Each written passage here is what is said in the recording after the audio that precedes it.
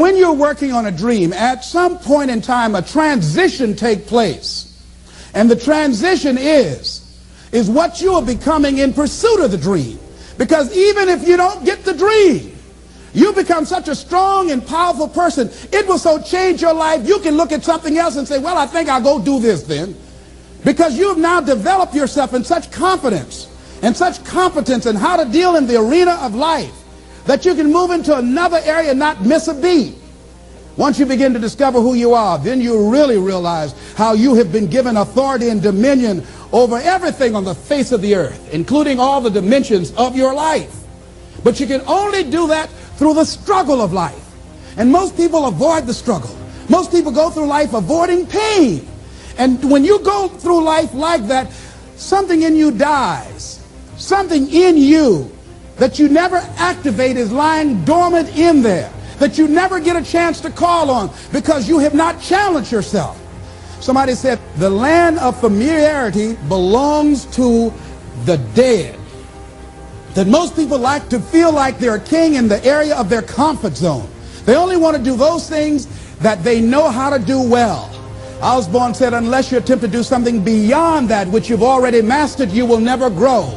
So if you want to begin to grow, you've got to put something out here that you can't reach easily, that has got to make you stretch, got to make you jump for it, got to make you get back a little bit and dig in so that you can take a leap for it. And maybe you jump up there and you miss it and you skin your knees and you come back again and you bust your lip next time. But you keep on, and through that process, you learn how to leap higher. You start challenging yourself to dig deeper, and then you discover some things about you that you don't know right now. Some talents that you have in you that you didn't know that you can do. I started out just talking to kids, and now I'm speaking at corporations. Now I'm traveling. I didn't know I can do this, but had I not given myself a chance, and I'm saying to you, give yourself a chance. Here's something else. If you want to begin to make your stuff happen for you, I think that it's very important that you start trusting yourself. Listen to yourself. Listen to that still small voice within you. Don't try and make everything logical. There's some things about life that defies logic, that you just can't explain how the outcome is going to be. I think that's why Paul said you've got to learn how to walk by faith and not by sight.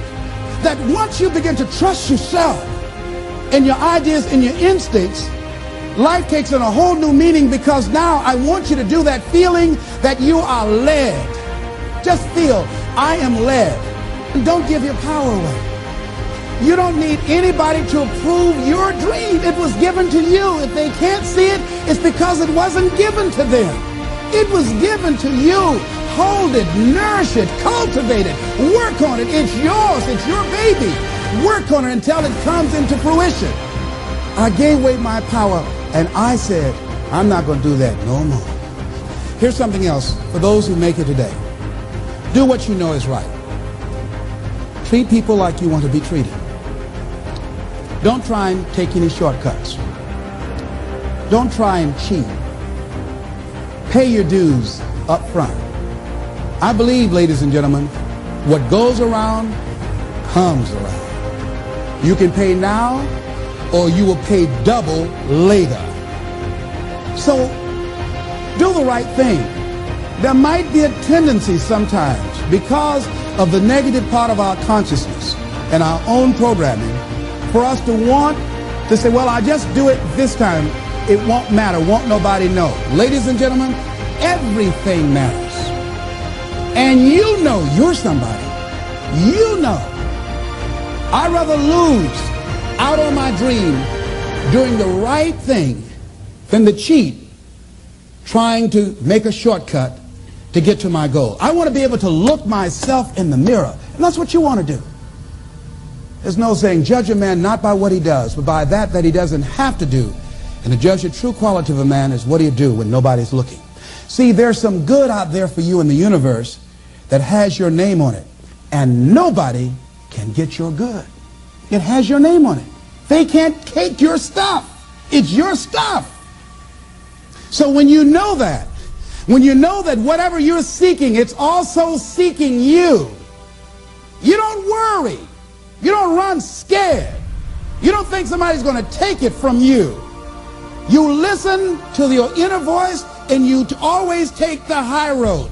There will be the tendency, the natural inclination to take the low road. You must resist that. Here's something else I encourage you to do if you want to make it today. Keep your agreements.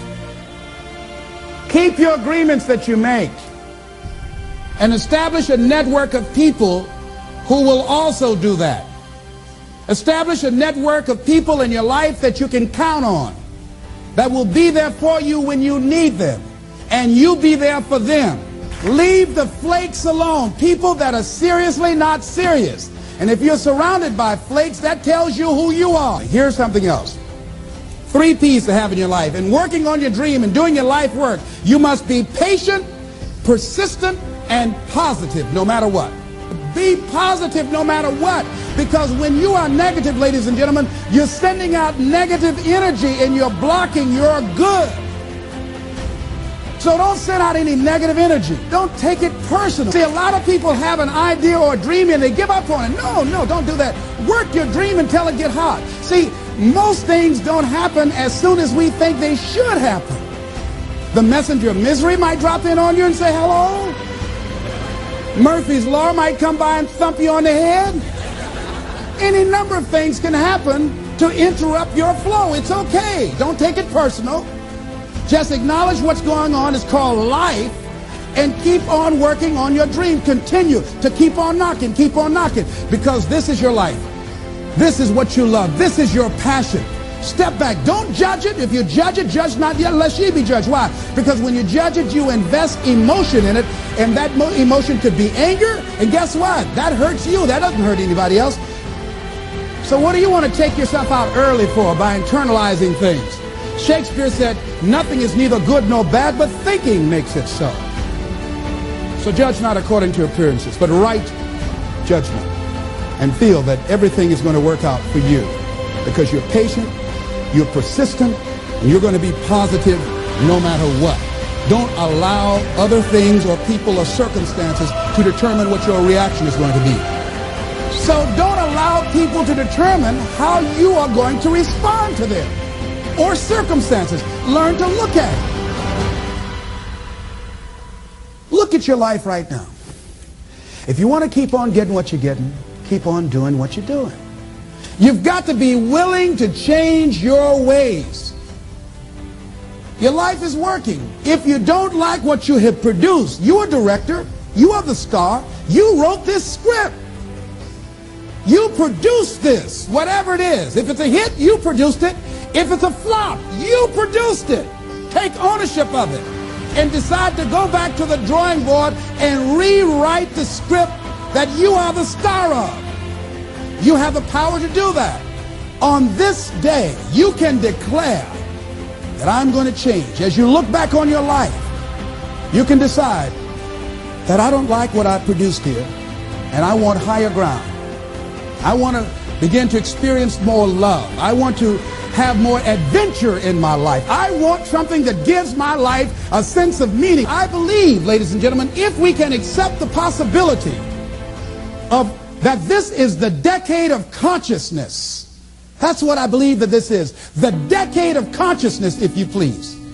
A time where we can begin to create in folks' minds the idea, the possibility that we can create a more humane society, the possibility that we can create more love, communication, and understanding in relationships, the possibility that we can create a drug-free America, the possibility that we can create the kind of respect for diversity and difference in our multicultural society, the possibility that we can begin to develop the mindset to bring out the best in people, to encourage them to achieve their greatness and support them in their dreams, that if we can, in this decade of consciousness, to begin to see and envision that happening, and that we all can play a role, that we were born for such a time as this, that we showed up for this, that we survived 1 out of 9 million sperms, and we've been chosen for this great work.